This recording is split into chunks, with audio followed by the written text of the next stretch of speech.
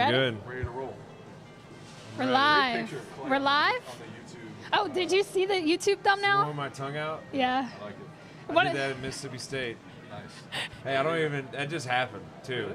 Yeah, I just wasn't even thinking. Are we live? Yeah. So Okay, good. Yeah, let's go. actually, my dad was like standing above the dugout, like the parents section was like 3 or 4 rows up, Yeah. and like I can hear him scream. Like, first of all, he's a very good yeller. Okay, I he's can made imagine.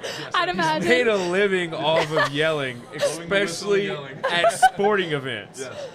Like, made a living. So, like any college football game, LSU's playing Alabama, doesn't matter. I can hear him on the sidelines yelling on TV.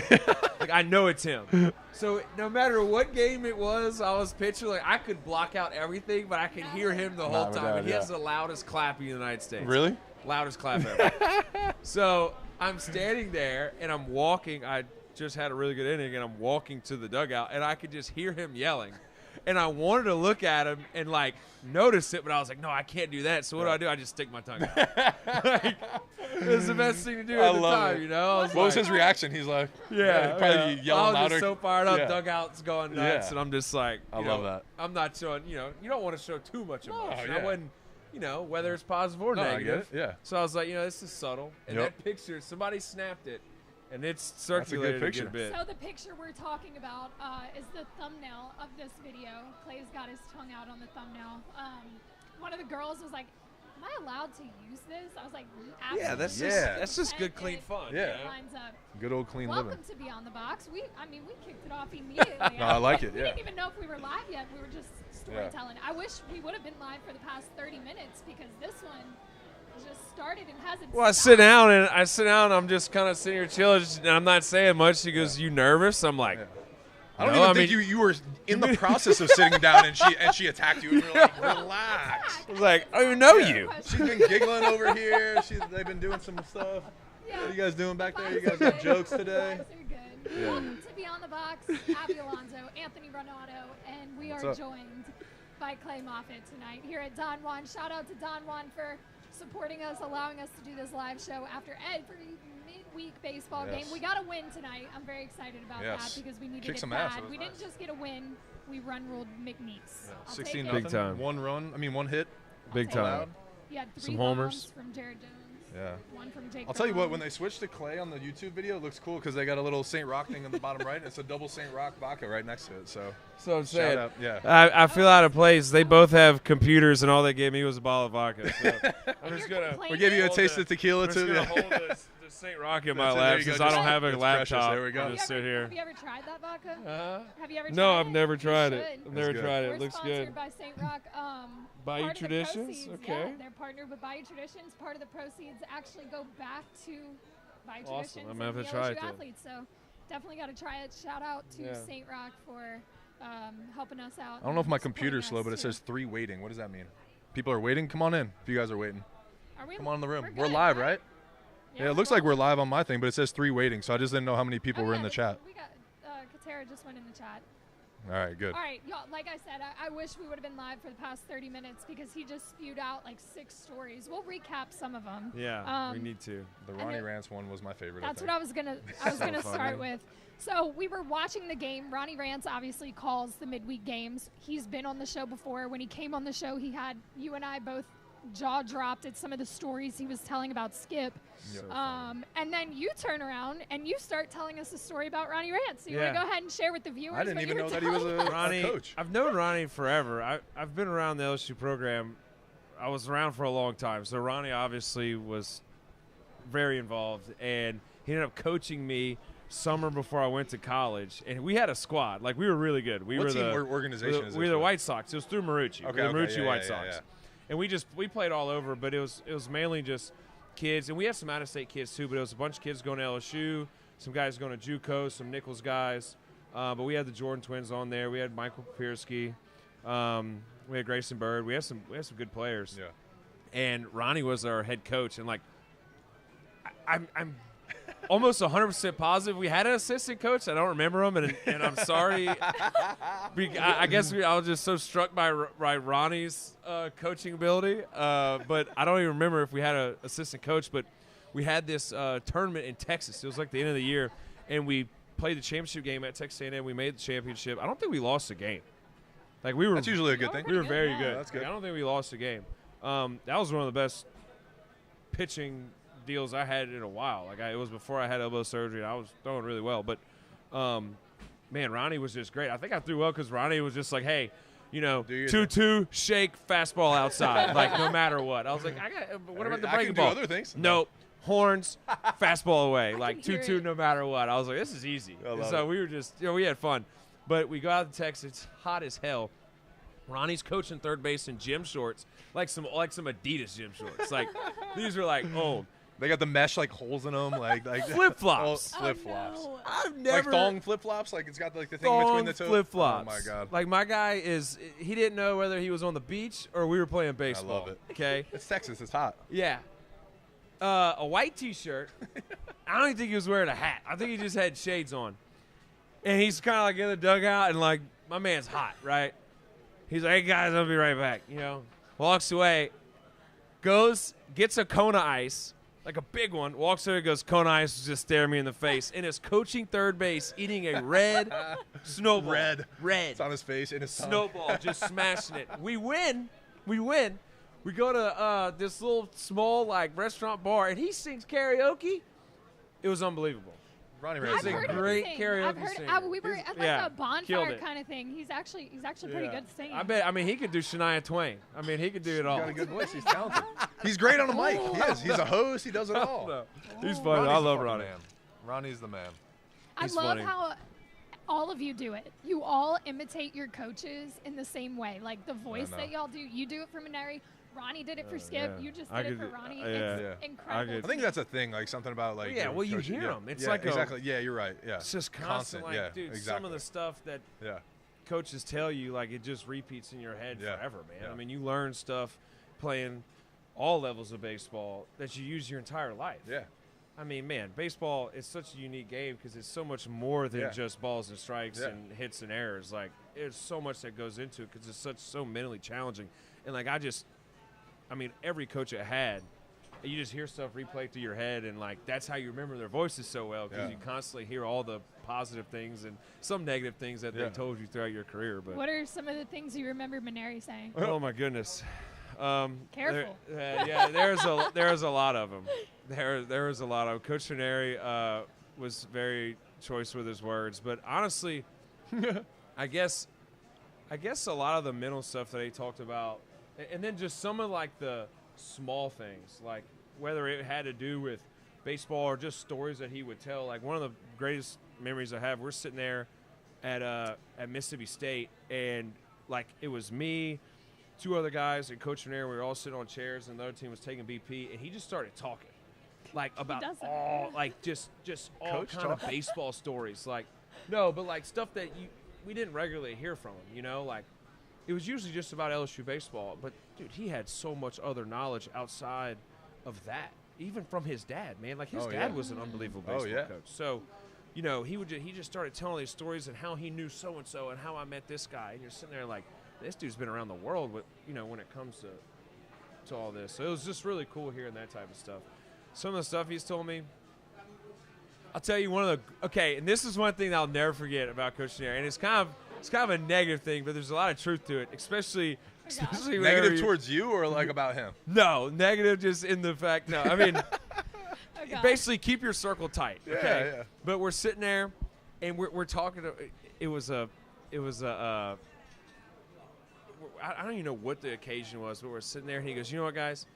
He goes, "Half the people out there don't give a shit about your problems, and the other half are glad you got them."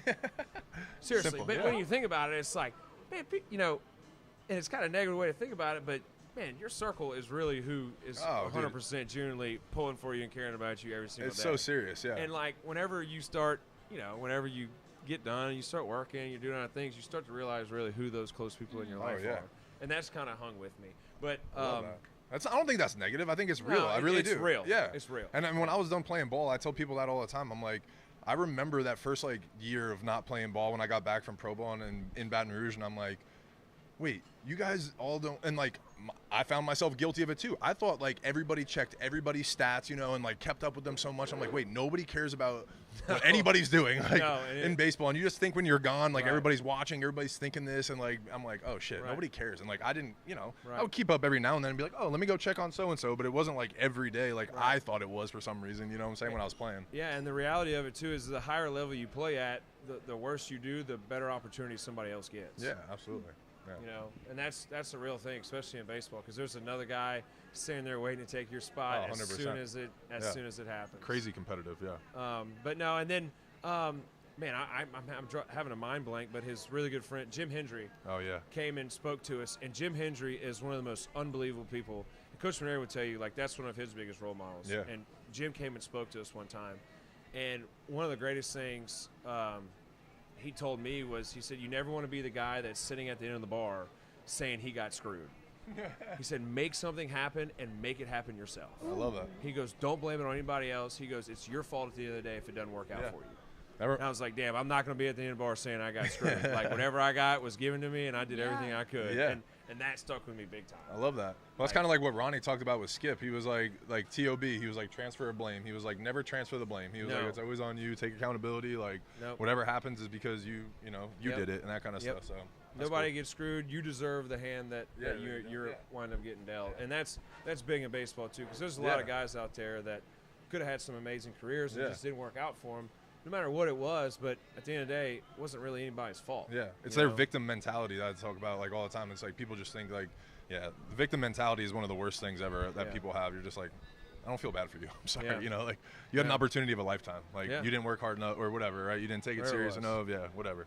Yeah.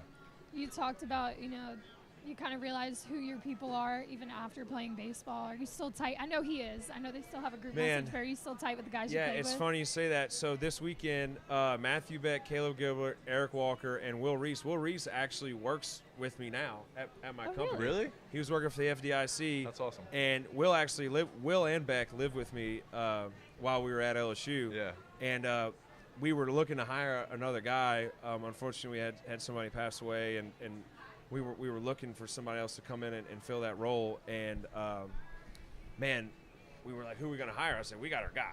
Like Will Reese is coming to work for us. That's awesome. Yeah. And they're like, who is this Will guy? I'm like, he's at the FDIC, super smart dude, but he's a phenomenal guy.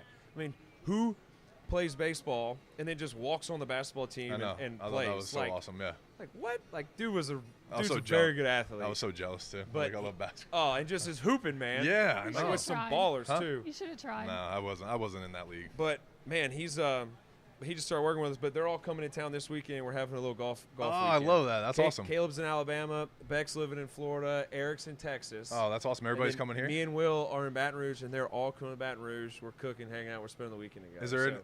There's no games here, right? They're on the road. No, they're going to Tennessee. Yeah. Gotcha. Okay. Yeah. So you guys are just a boys' weekend. Just a boys' weekend. I love that. Yeah. That's awesome. And like Caleb's got a kid, and Beck and Morgan are now married, living in Destin. So like everybody's just kind of awesome. Working in Texas. Yeah. So everybody's kind of like doing their own thing. What's Beck doing nowadays? I love Beck. Dude, Matthew Beck is working for a restoration construction company, restoring beach houses and beach condos on 30A.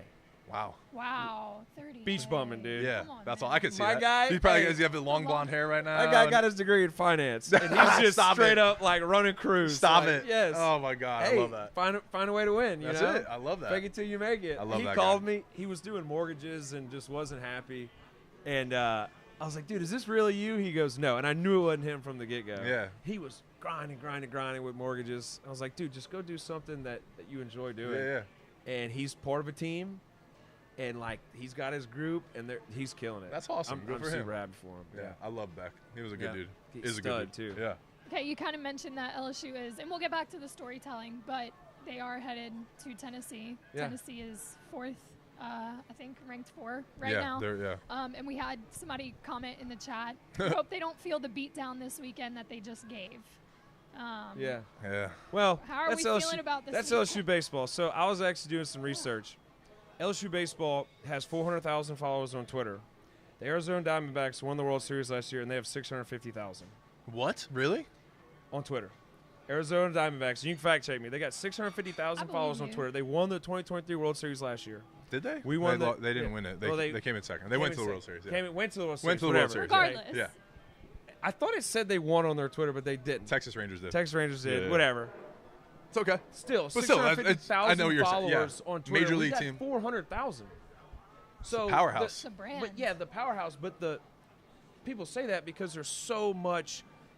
I mean, it is so out there, man. I mean, there is more focus and eyes watching the LSU baseball program than any college baseball program in the country. Yeah. It's not even close. So, and that's why it's hard. That's why there's so much expectations to be filled. Scrutiny, One, because you've had a lot of success. Yeah. But two, because there's so many people watching and they're holding you to such a high standard. It's Yep. so hard for me to be negative for those guys because, one, whenever you wear the spikes and you live in it, you have a different respect for the guys that didn't. Yeah.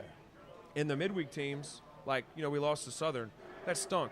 But that's Southern's biggest game of the year, and every kid on that team wishes they were at LSU. Oh, 100%. Southeastern, Louisiana Tech, Yep. UL, like, that's the epitome, especially from Louisiana, that's the epitome of college baseball. Like, I don't want to speak for people, but, like, if I was at McNeese, I would wish out nothing against McNeese, but, like, dude, it's LSU. 100%. Like, I get a chance to go compete for a national championship. So, those guys are giving you 100% of everything they got.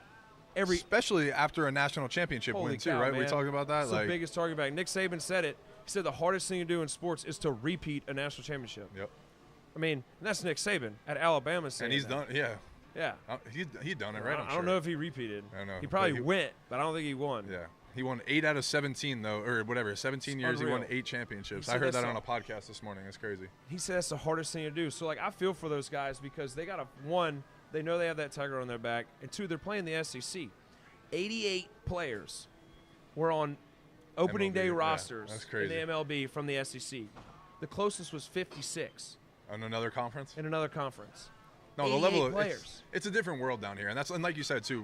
We've brought that up so many times as like I did something for the news this morning at the shop. Somebody literally did a piece and was like asking some of the guys around town that were on the 2010 team after the 2009 national championship how hard it was, and that's what we were talking about in the interview. And one of the things that he asked me at the end too, he was like, do you have any advice or would you want to say any last things? I was like, you know what, I do want to say something. I was like, I'm here from New Jersey, and I've been here for 17 years now because of the fans. But also, let's have some grace for these kids. Right. Let's understand that these are kids that we're scrutinizing. Tough. You know what I'm saying? Yeah. Like, it's one of the hardest things to do to win a national or win after a national championship. There's so many things, and so that was kind of the main point that I was trying to make. And I agree with you. I think there's a little bit of entitlement from the LSU fan base. You get spoiled with guys like Dylan Cruz and Paul Skeens, and Jay Johnson has the role of trying to rebuild this team and live up to those standards. And the LSU fan base is brutal. We talk about it all the time, how quickly they are to jump on somebody's ass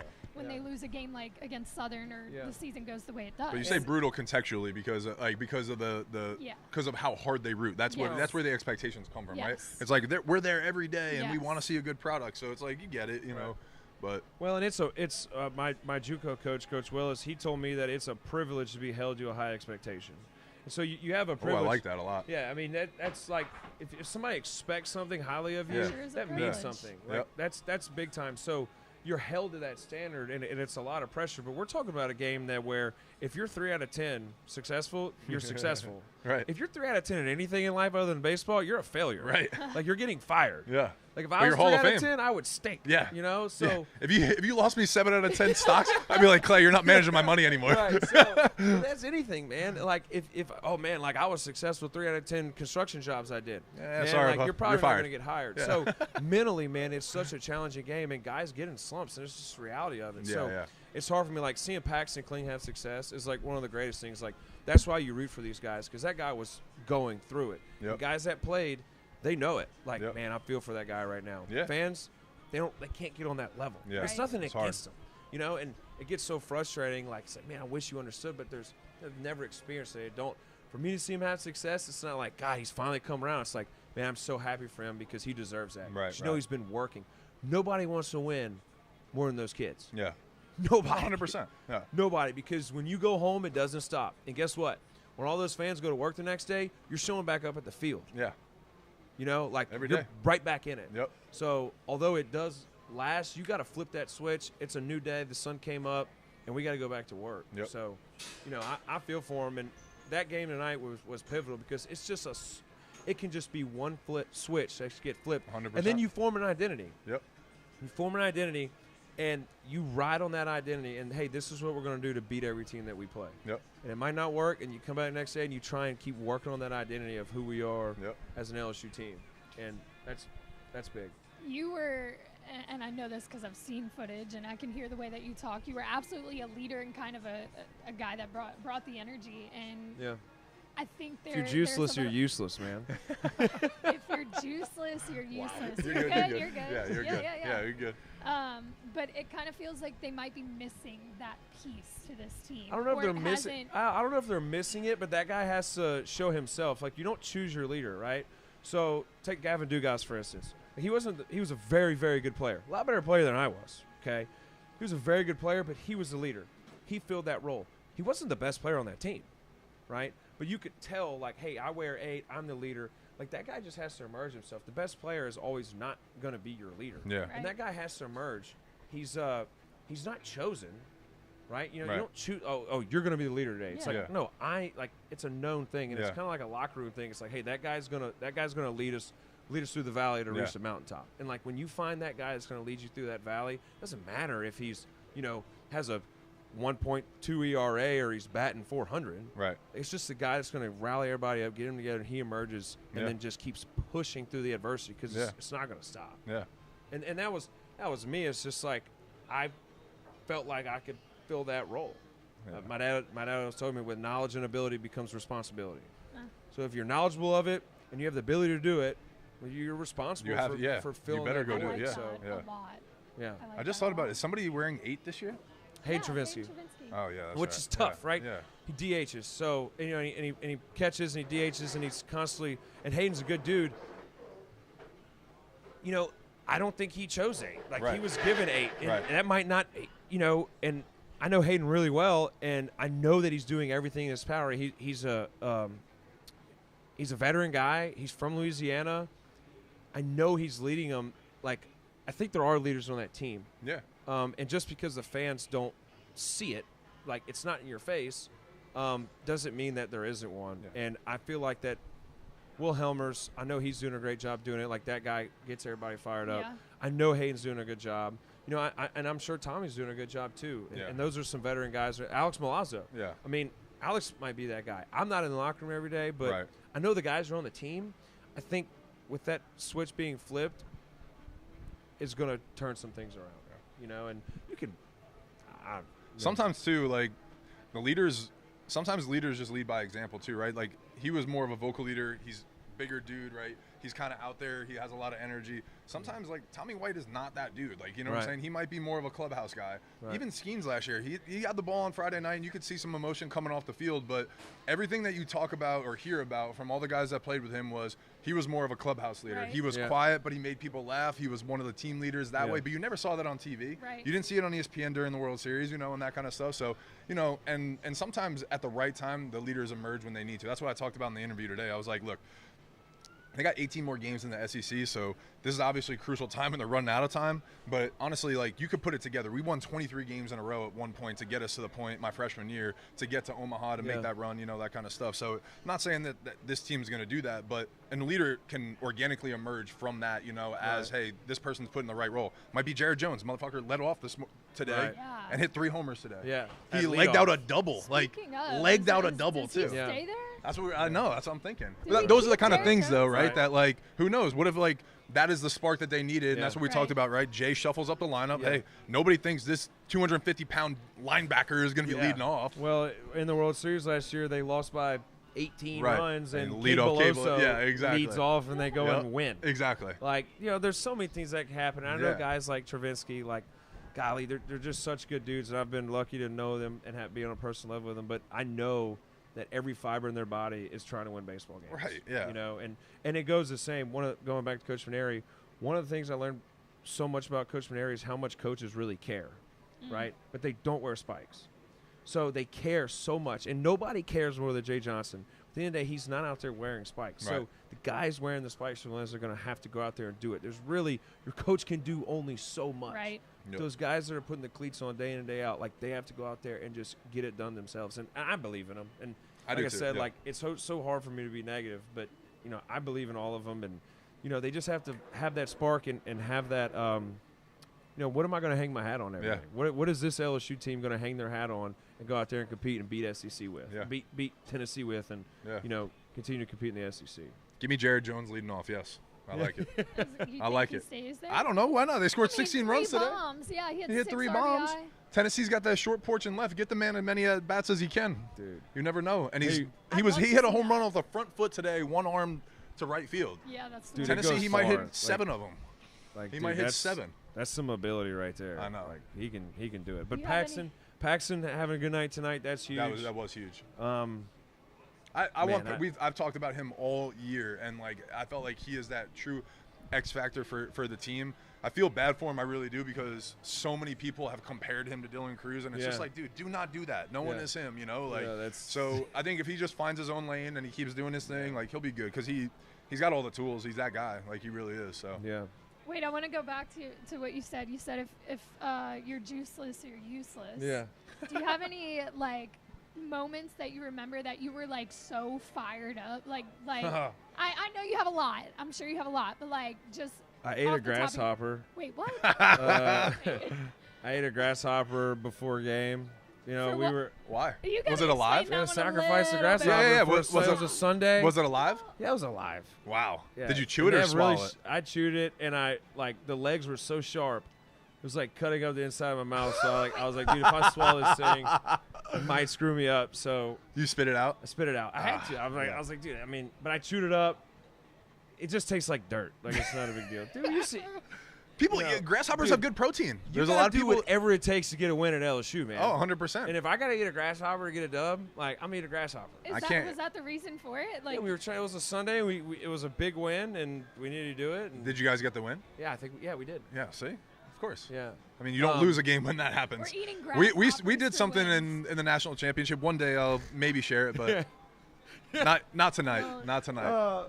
There's all kind of stuff. Yeah.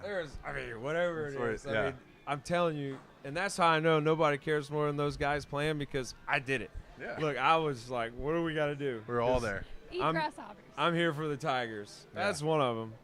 And then there's also times where it's not always – like we lost to McNeese one year, and I was going bananas in the outfield. We lost 1-0, and I threw really well. It's really easy to get emotional after doing well, too. Like, if you stink and then you try and get mad at guys, people are like, shut up, go do something. You didn't do shit. Yeah. But I threw well, and like we lost to McNeese 1-0, and it was almost like, do y'all know how much that means? Yeah. Like, for McNeese to come in here to our house and beat us, like that doesn't happen here. Like, you just disrespected all the former players at LSU. Yeah. And you guys lost 1-0 too. That's tough. No runs too. Like, oof. Cool. And pitchers look, did their job. Yeah. Nothing disrespectful to McNeese, but like, right. dude, I didn't come. You're like, good. Nobody came here to lose to McNeese. Like, yeah. And like I always was big on what would the former players do, because there has been some absolute studs. Like, we had a loaded team last year. But if you go back through the lineage of LSU players, it was so easy for me to get up and go play every day. And that's what always affected me so much. I was like, how could you not wear this uniform and go and do everything in your power to be the best baseball player you could be for the guys that built this stadium? Yeah. This just didn't just appear. No, 100%. Right? Like, dude, there's been guys that put their lives on the line to go out here and build this stadium. Before there was nothing, man. Oh, yeah. Like, the old box, I don't know. I played in it. Yeah, the old box, I'm like, old. Okay. I'm old. Like, but still, like, I grew up going to games there. Yeah, like, yeah. At the, like, granted, I'm grateful for it, but it was a dump towards the end of it. Okay.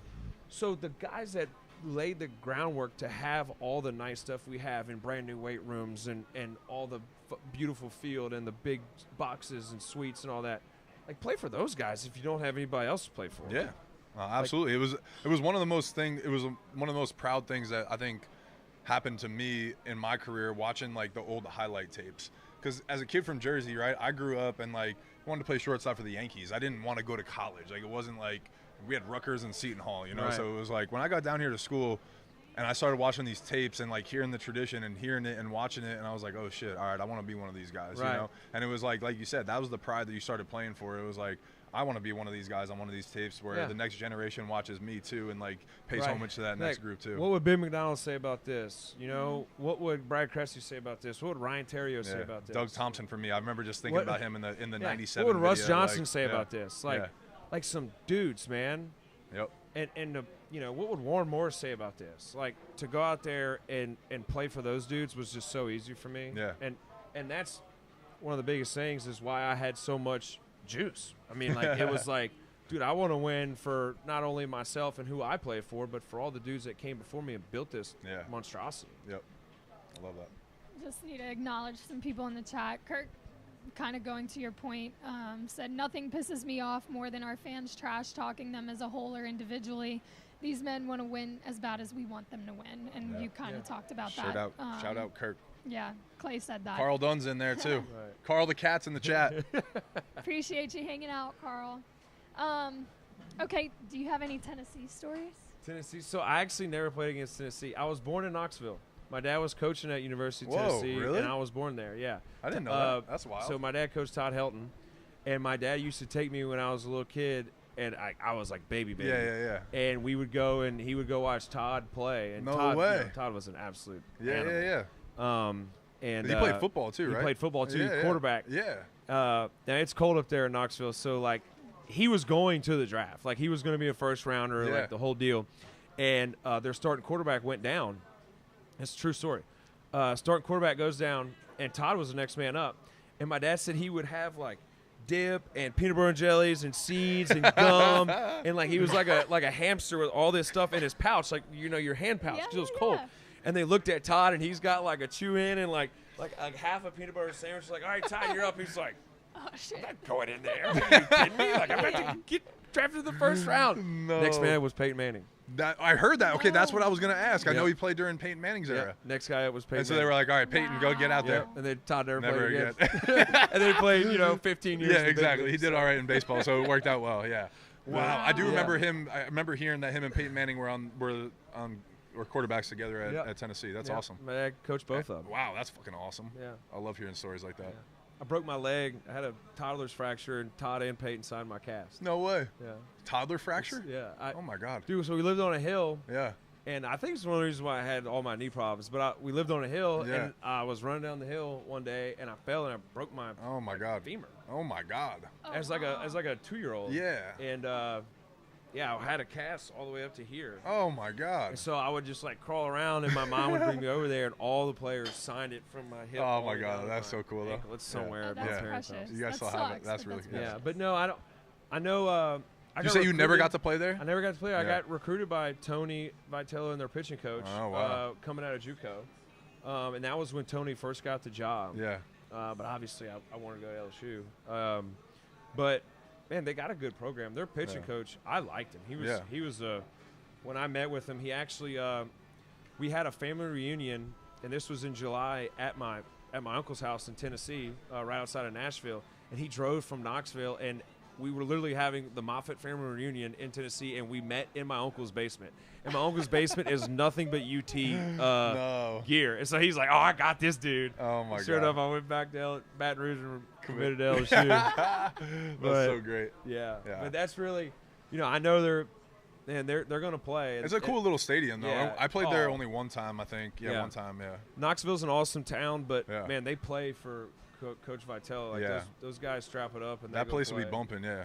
When I was there, Tennessee was not very good at the time. No, So I was listening to the game on the way over here, and they were, I guess it was Ronnie, but they were talking about it's like it wasn't a rival between LSU and Tennessee. Ever. And just recently, Tony created a rival. Oh, like, yeah. Hey, these guys, it's going to be a Gets a little nasty. Yeah, and their Yeah, fans it's are nasty. nuts. Yeah. On Twitter, I remember, 2 years? Dude, they surrounded the bus Yeah. when we played them in the Super Regional. Surrounded the bus? Surrounded the bus. That's what I heard. Like, the fans did when they were trying to leave. Yeah, they're like For what? nuts. That's wild, yeah. I don't know. Just intimidation. I don't know. Yeah, I guess. Yeah, the stadium was empty when we were playing there. It wasn't packed today. We wound up sweeping them, and we had one of those things where we played 2 games on Saturday because the rain was coming on Sunday. Right. So we swept them on Saturday, and Coach Maneri let us go out that night. We went out in Knoxville. Yeah. It was fucking. Look, my dad would slap me, but I guess I can say this. But that's rednecks, and we got coon asses, and those are rednecks. Like big difference between coon asses and rednecks. That's so I was great. born there, so I guess I can say it. But that's the rednecks up there. Yeah. Oh my God. It was a different world. It was, we especially a got kid coon from asses Jersey. down here, but those dudes. Kid from Jersey. When I was there, I was like, this is wild. Yeah. I mean, everything was kind of wild to me, honestly. My first couple of years, I was like, you guys are out of pocket. You guys say some crazy ass shit. Yeah. And I'm like, in New Jersey, we don't roll like that sometimes with people, but that's good. It was funny. Carl's asking, what did y'all think about the lineup tonight? I'm on it, Carl. I liked it. Give me Jared Jones leading off. Tommy White batting second. Tommy White was part of a hit and run. He was the runner, but whoever was batting third. But we bunted. We did some bunting tonight. Yeah. The West Coast Tigers. That's what Ronnie called them. He was like, our West Coast Tigers. I wouldn't go that far. I know. But no. But Mac Bingham's got 9 homers that he sack bunted or whatever, safety squeezed. He got 2 RBIs out of it too. That's wild. I'm all for whatever wins. Yeah, whatever puts runs on the board, right? Whatever. Yeah. 16-0. That'll work. That'll play. So, yeah, I liked it. I'm happy they had a run rule. We would have been here till very happy. Midnight. Yeah. We still would have started. We honestly would have started, especially with a 7 a.m. flight tomorrow morning. Yeah. Yeah. What's the most brutal run rule story you have? Brutal run rule story? Yeah. Whether it was y'all doing it to somebody else? Oh man, I don't even know if I had a run rule. We didn't have run rules when I played. Yeah. No, we didn't have. No, like I don't think that was the. That's a recent rule, like 3 years ago. Yeah. What? No, you just grinded through 9. Yeah, it was no terrible. Matter what it was. Yeah, it was awful. Oh, that's horrible. Yeah. No, I'm so happy they put it in. Okay, well, without a run rule, did you ever experience Vandy SEC championship game? SEC championship game? Yeah, we ran out of pitching, dude, and they just kept running out of arms and just. Ooh, it was bad. That was like one of the worst losses I ever had. Oh man. Against Vandy. Look, it's like we're getting killed. It's like 15 to 2, right? We're getting drummed, and we're about to throw like a shortstop out there to pitch, and their 15-2 guy comes out 97 from the left side, and I'm like, yeah, I actually do remember. I do remember that. Like, oh my God. I do remember that. Yeah, but that's tough. Yeah, that was. That one hurt. I'm trying to remember. I don't remember any like brutal losses, like lopsided losses. I'm trying to think of any. But I do remember getting swept at Ole Miss, and that was a pretty shitty feeling. That was not good. Ole Miss, that's an environment too. And that was, I mean, that was a crazy weekend too because Friday night was supposed to be, I'd been coming off, it was my junior year, and it was Drew Pomerantz. So, like, him and I were supposed to, like, have this, like, headliner matchup on Friday night, and, like, this big, like, tropical storm came in. So Friday night game gets banged. We pitched Saturday. I'm not even exaggerating. The wind was blowing out 50-something miles an hour. I lasted 3 1/3. He lasted like 4 innings, 4 1/3. He walked 9 guys. I gave up 5 homers. It was awful. It was terrible. So that game was like 12-2, like 12-10 or something. You know, we lost. Then we lost the second game of the doubleheader, and then on Sunday they hit a walk-off homer to beat us. And like that place, they were doing the beer. I was like, I couldn't get on the bus fast enough and shower and I was like, get me out of this miserable freaking state. Like, that was awful. Dude, Ole Miss. So you play with Leon. Yeah. Leon was our grad assistant coach. So they're boy, talk about stories. We got to get that guy on here and see what he'll tell us. Leon's got some stories. I love Leon. Leon is wild. Him being our grad assistant coach, I had him and Jared Foster. So I had two of the best grad assistant coaches ever, right? Oh my God. Yeah. So, but Leon, dude, we almost had Jared Foster on as a guest last weekend, but we had some technical difficulties. But Jared had some drinks in him. He was about to be out of pocket. Sorry, go ahead. Yeah, man. Jared and Leon were great, but we're at Ole Miss, and dude, their whole fraternity row is in right field, right? And before the game, we're taking BP, and it's this group of dudes. They've been drinking all day. Yeah, like whatever, have fun. I'm nervous for this. Ragging dudes, like ragging dudes. Oh, dude. And there was some things, questionable things said, right? God. Yeah. It gets back to the dugout, and we're like, we can't do anything. Right. Like, they're doing that to get a reaction out of us. Oh, I remember this. So this is in our group chat. Nolan was telling us about this. So like, we're like, man, we can't say nothing. Like, Oh, I wanted to climb up there and just go up there and just wreck these dudes, right? But you can't do anything. Like, you can't get a rise out of them. Leon finds out what they're saying and what's going on, runs out to center field, and is on the wall.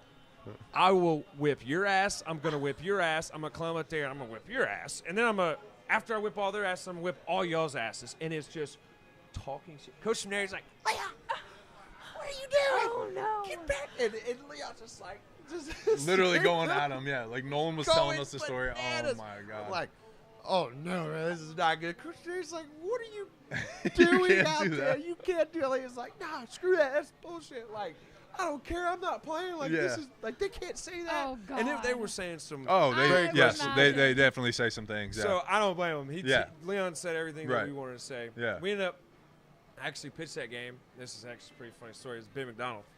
I go in and I'm throwing really well. And it's funny, all the stories I'm telling, I'm throwing really well. I didn't always throw really well. I guess I remember the times I did. Most of the time, I did not throw that well. But this is a story where I threw well. I'll tell some bad throwing stories later. But no, we want the good ones. I'm going, and they go to lay down a bunt on me, on the beautiful bunt. And I'm like, oh, so I charge it. I'm running. Charge it, and I barehand the ball on the line. I mean, it's a great bunt. It bounces. I barehand. You're never supposed to barehand it, right? Always glove it, make a good play. Barehand it, last second. I stick my foot in the ground and just, do. Yeah. The ground was soft, and they have nice grass there, but it was wet. My Slid. cleat slips. I do a split, and I throw the ball into the bleachers. Sail it. So I was like, furious. Yeah. Okay. We lose. I get on the bus. I throw a temper tantrum. I almost rip Willie's latch off on the bus. I'm pissed. I got a big old chew in my mouth, and I'm spitting dip over everybody. And everybody's like trying to be serious, and I'm just splattering dip on everybody's face. And after, I'm like, I was so mad because they ended up beating the crap out of us. And after, Cam Sanskip, it was like, yo, dog, I really don't want to say nothing, but I had, a whole dip, in my eyes. But that was some real shit you were saying. Minus the dip in my eyeballs. Minus but, all yeah. that. And Willie was like, hey, man, you got to be nice to my bus next time. I was like, Willie, I'm sorry. I kind of blacked out there.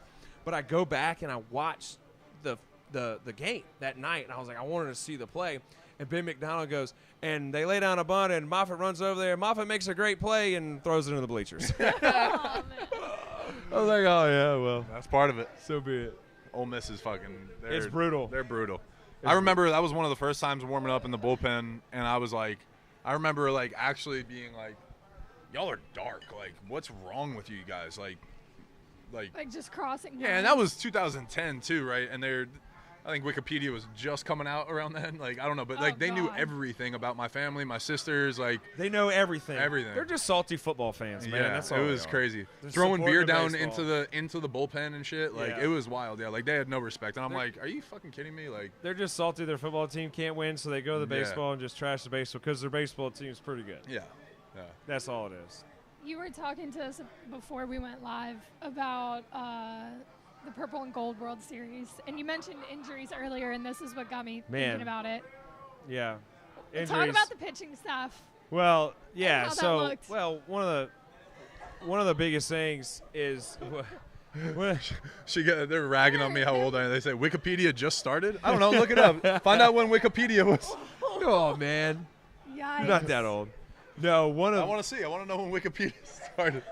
going back to me. I was not a Friday night starter. Okay, I'll be the first to tell you that. But we got bit by the injury bug By my a couple senior years. year, bad. Jaden Hill was hurt, Eric Walker was hurt. Caleb Gilbert was hurt. Everybody. I think Beck was having an issue. Nick Storrs was hurt. We had all these big time arms. Hess was out. Cole Henry was out. Jesus. Everybody. It was we were dropping like flies, man. Well, there was me and Aaron George. Just two JUCO dudes that didn't Run 'em care. out there, yeah. So coach was like, hey, you good for 5 today? And I was like, yeah, whatever it takes for the Tigers, I didn't care. I'm just happy I am pitching, Yeah. So I was throwing like every day.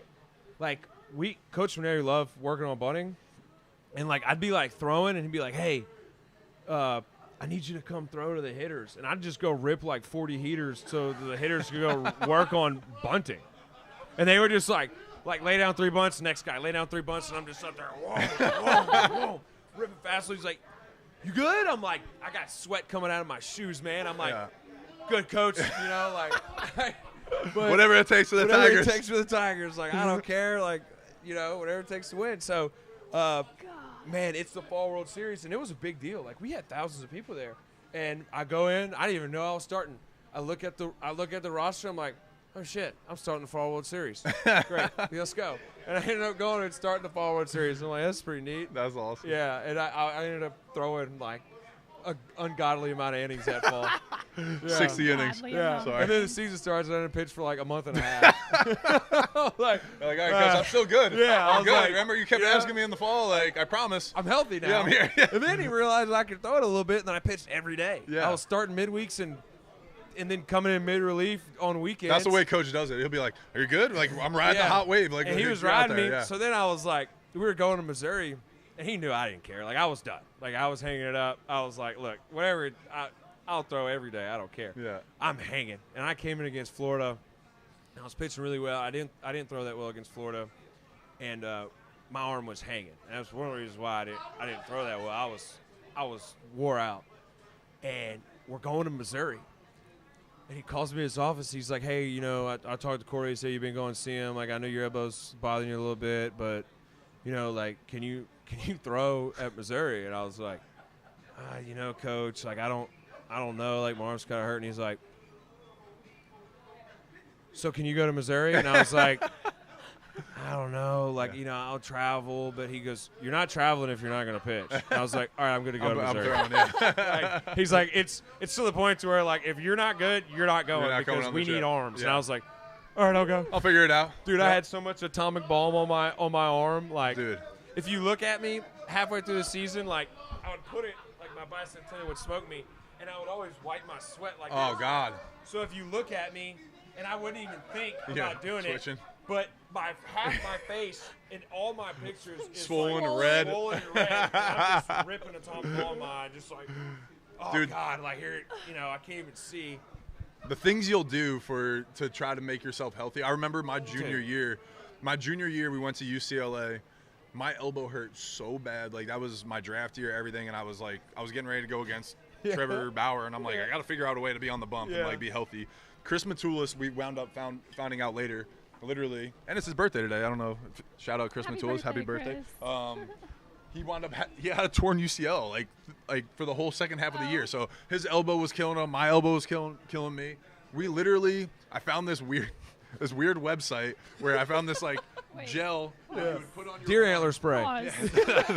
HGH. It was literally this gel that was like you could crush up ibuprofens and put it on your skin and it would absorb right at the exact spot. Perfect. And so I would crush up ibuprofen and BC powder and we'd put this gel on our arm and we just pat it on there and be like, come on, it's gonna work. Like this is gonna work. This is it. Right? The things you do to make yourself feel better. I don't know. Fuck. Placebo. I went out there and pitched, so I did all right, I guess. Did it work? I mean, I we guess. lost, but I didn't. I mean, It I was- pitched 7 innings, so I mean, I made it through it. Yeah. So I didn't have surgery, so whatever. Dude, that was You just find a way. You find a way. You find a way. Even not battling through injuries, this was when all the sticky tack stuff like was coming out. Yeah. And like I remember, and I would sweat a lot. Like it's hot. Yeah. Like, when you're starting to get late in the season, like you're playing Oh, those it's late disgusting, yeah. games, it is like that dugout is a sauna, man. Yeah. And so you're sweating, and you go in the dugout, and you don't cool off, and you're sitting in front of a fan. Well, I would do the sunscreen and rosin, like, it was like, hey, are you using it? I was like, absolutely. Like, if it's going to give me a competitive edge, I'm 100% using it. Yeah. And so I would put the sunscreen and rosin on my arm, and, dude, by, like, the second inning, it was gone. It was just totally Melted sweated off. my arm. It was, like, in my glove, and I'm just like, whatever. Your glove's sticky as hell. You can't take Dude, your I glove couldn't off. grip Yeah. the ball. My hand was It's so the worst. sweaty. Yeah. That's the worst. But, yeah, no, go to extreme measures. And then you try to like get your pants and your pants are just soaked and you're like, there's nowhere Nothing. dry. Like I'm trying everything. Nothing. Yeah. Isn't that fun? Yeah, that's playing baseball in South Louisiana for you. Hold on, somebody asked, Kirk asked, baffling is the regression in the arms that were top-notch last year. What does Anthony see in the difference, particularly Thatcher and Gavin Guidry? Is Yeski tinkering too much? So let's give our thoughts on that, on Guidry and Thatcher. I don't know. I think Guidry is a competitor. I wasn't blown away by his stuff last year, honestly. I think he just was a clutch performer and a competitor, and he rose to the occasion when we needed a closer, honestly. Yeah. I don't think he had overpowering stuff. I'm going to be honest with you, Kirk. So, slider's really good. Yeah, he had a good curveball, whatever breaking ball it was that he does, and he still got that. So I just think there's film out on him this year, where last year he was a shortstop that came in and then started throwing, and there wasn't a lot of film and things like that. So I think people know what to expect this year, and when you're on TV in front of millions, for the national championship game, everybody knows what you're throwing. Yeah. So Thatcher to me though is just, I think it's more of a mindset thing with Thatcher, because the stuff is there when you throw 94, 96, and you got the breaking balls that he has. So for me, I've always said that all year. I think I think Thatcher just nibbles too much. I think even at times last year he battled with that, but again, he was a competitor, and we don't win a national championship without Thatcher last year. So I don't know. I don't think that it's a Yeski thing. I don't think that they're tinkering too much. I think that they just got to figure out their roles, where they belong, and I think over time those two will figure it out. Yeah, so. And what you said about film is actually really important. I mean, you have guys that come in as freshmen, do really well, right, and they show up as sophomores, and it's like it's a sophomore slump, right? But it's really that guy's got film on you, exactly, now, and they're watching that. They didn't know what kind of player you were. Exactly. It's hitting and pitching. Yeah. Because then you got a freshman that comes in and lights it up, comes in as a sophomore year, struggles a little bit. Well, they know how to pitch him now. Right. Yeah. I got 60-something games of watching this dude, yep. So I'm able to, and that's reality of it is every team has 60 games or plus to watch LSU, because they played as many games as they could last year. So if you got film on anybody, you got film on LSU. Absolutely. So I know those guys are going through that, and I think you go through pitching slumps too, man. Yeah. I mean, pitching is so much feel, and it's not talked about as much. Hitters go through slumps, but pitchers are the same way too. And when you lose that rhythm, man, it's hard to get it back, and it might just be a rhythm thing. But the one thing I do like about Jay is that he gives guys more chances. Like, Thatcher's going to get the ball again, and he's going to have the opportunity to go out there and compete. Same thing for Gavin. And so whenever that happens, they just got to go out there, do the best, and make the most of it. And, absolutely. Get out of whatever they're going through. Yeah. And I said this, I never actually, we do a show every week, twice a week, and I never actually brought this up. But today on the interview, for some reason, it came to my mind, and he was like, is there any last thing you want to talk about with this team? And I was like, you know what? I just want to give some love to Luke Holman. I think he's done an incredible job, filling in that Friday night role. There's probably a lot of pressure as the Friday guy filling in for Paul Skeens. But I was like, you know what? He didn't start as the Friday guy. So maybe there's a little bit of mental stuff with Thatcher. He was that guy. He was our Friday guy for the first 3 weekends, and so maybe there's a little bit of that pressure on his shoulders to be the guy that was the returner from last year and things like that. So kind of to your point, maybe fitting into the roles and getting new opportunities and new situations to just go let him compete and stuff, I think might be able to get him out of that funk. Because like you said, sometimes you're just in your own head. Sometimes you don't have the feel. You're trying to do too much, instead of just being yourself and being the guy that won, a lot of games for us at the end of the year. His ability's there. I mean, he's got more talent than anybody, 100%. And he's a great guy, and I'm pulling for him. I really – Me too. I want to see all those guys have success. Yeah, so. Absolutely. Yeah.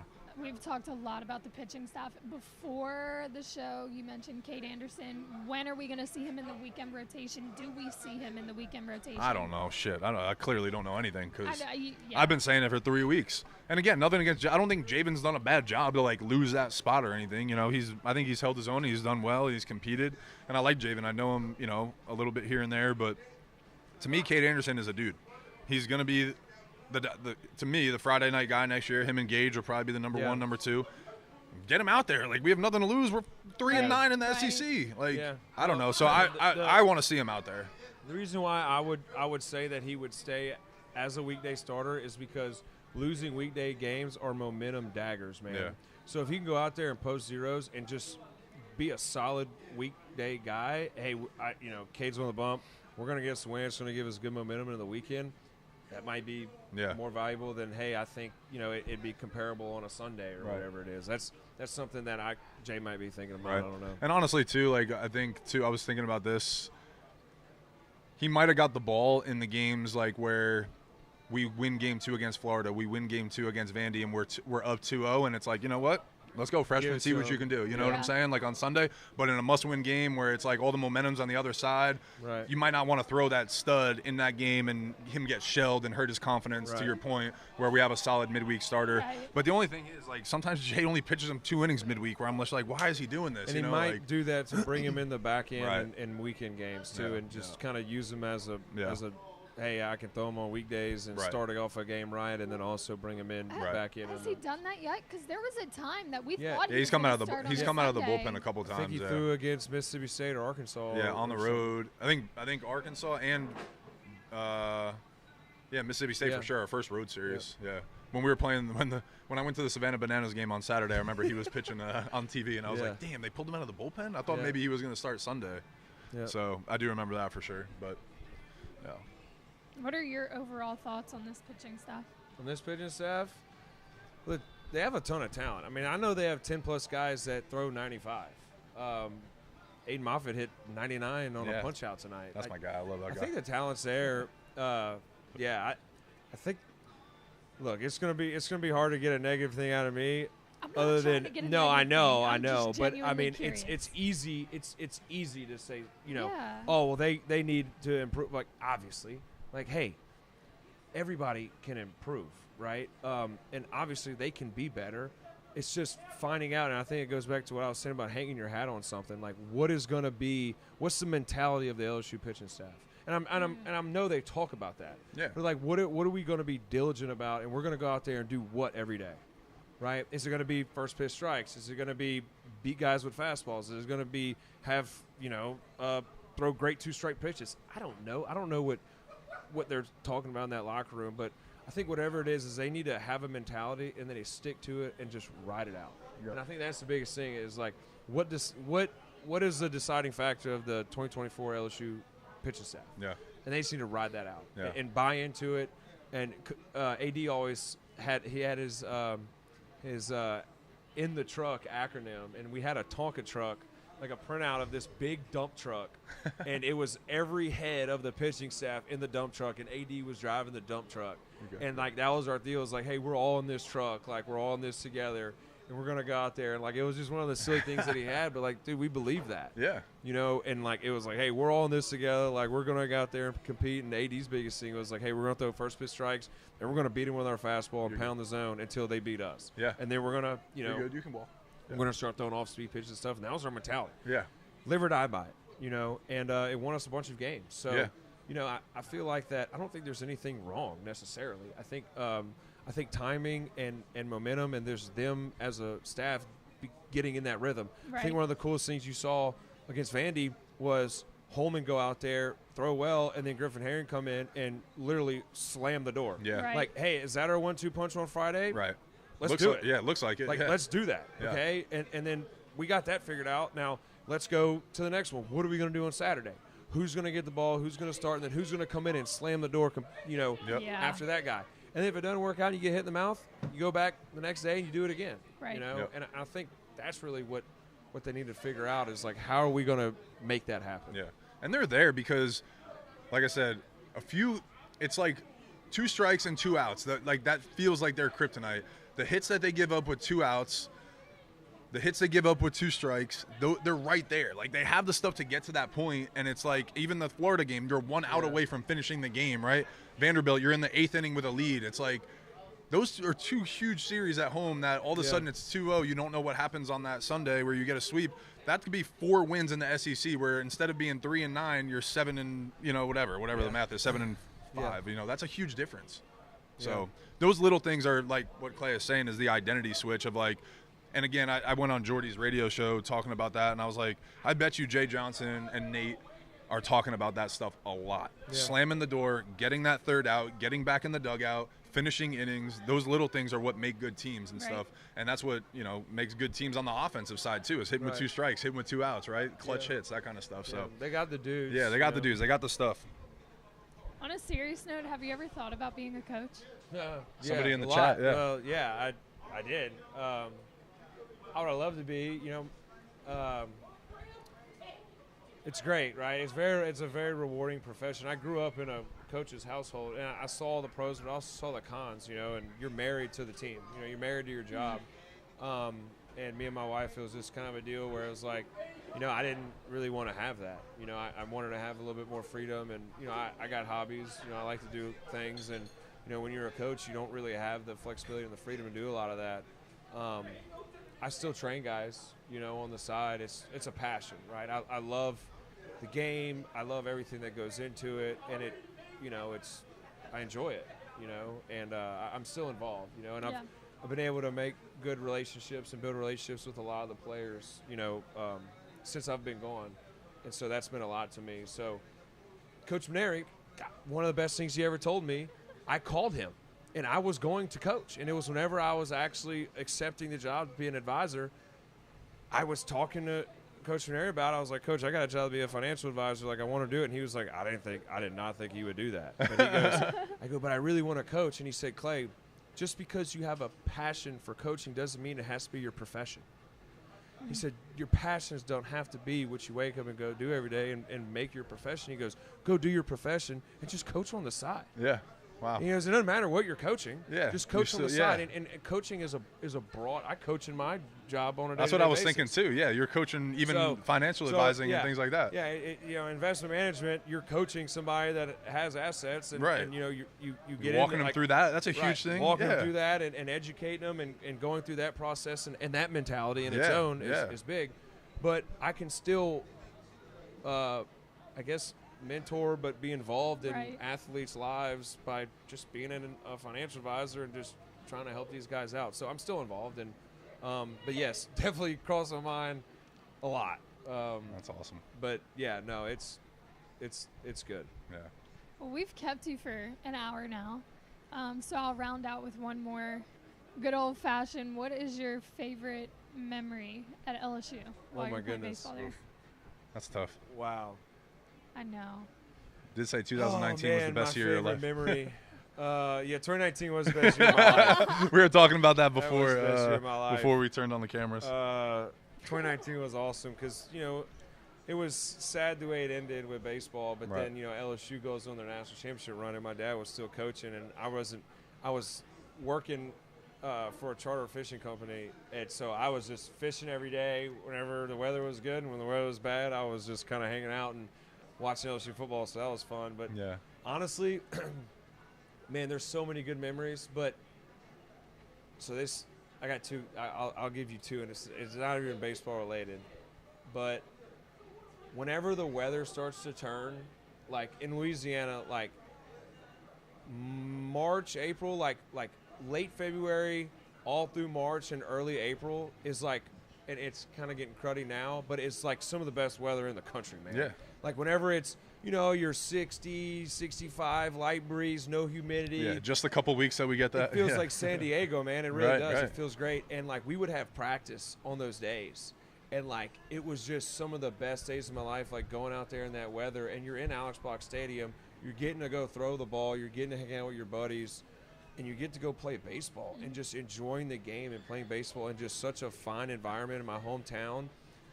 In itself is just, and whenever the weather changes, ever since I've been done playing, which is, I guess I finished at 19, so however many years now, it's not that long, but 5 years. 5. So every time that year comes around, that weather changes, I have instant nostalgia of like, damn, I remember going out there and playing catch and like just throwing and like just living that. And then we called it the lab, but me and Matthew Beck and Eric Walker and Gilbert and Hess and all my pitching buddies, we would go to the field, and you hear these stories from multiple guys, but we had a swipe card for the cages.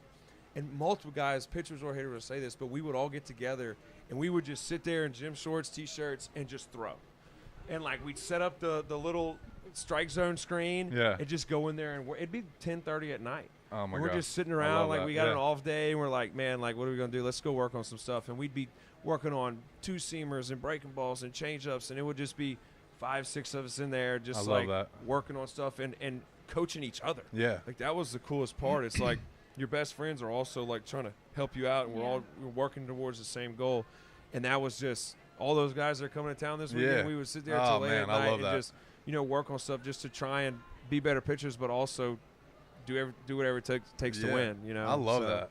I'm jealous. I didn't have a swipe card or none of that stuff. So that's a really cool story to hear. Yeah, that was, and you hear Bregman talk, like Coach McNair, like Bregman is the reason why the swipe card's a thing now, because like he was trying to get in there late and people would have to open it up, but like being able to go in there and do that, and then like, you know, even like I got a dog my senior year, and like going to the stadium and like just like going with some buddies, and like I'd bring my dog out there and like throw the ball with my dog, like simple stuff like that you know you don't get to do anymore, and it's like just. It's not even like, oh, the big crowd in the box was jumping. Like, that's a given, right? But the small things that moments, you don't get to go and do day in and day out, or like the memories.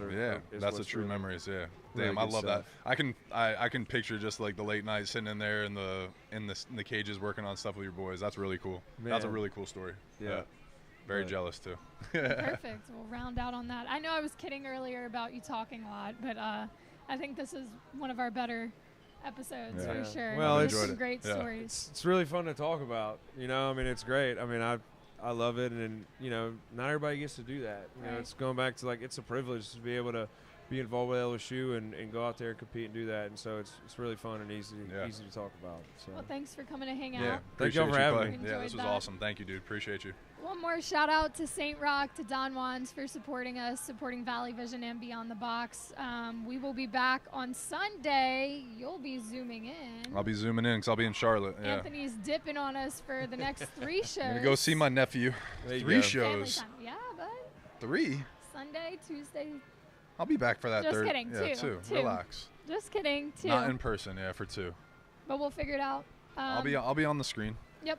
We'll figure it out. I'll be back at Modesto on Sunday after that last Tennessee game. Hopefully coming out with a win for the series for the Tigers. We've been saying that a lot of weekends now. I'm fired up for him. I'd love to see him go there. Me too. God, that would be nice. Maybe that's the turnaround where they want to beat Tony, you know, and that's the energy that they need and everything. So who knows? Yeah. All right. Well, we appreciate y'all for watching, and we will see y'all soon.